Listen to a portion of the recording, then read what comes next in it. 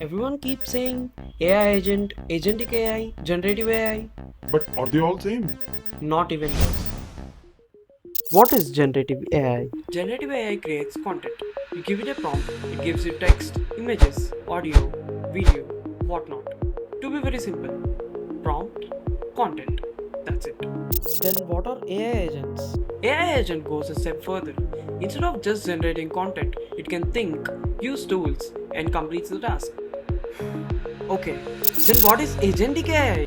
Agentic AI is all about autonomy. Instead of waiting for every instruction, plans, makes decisions, adapts, and works towards a goal on its own.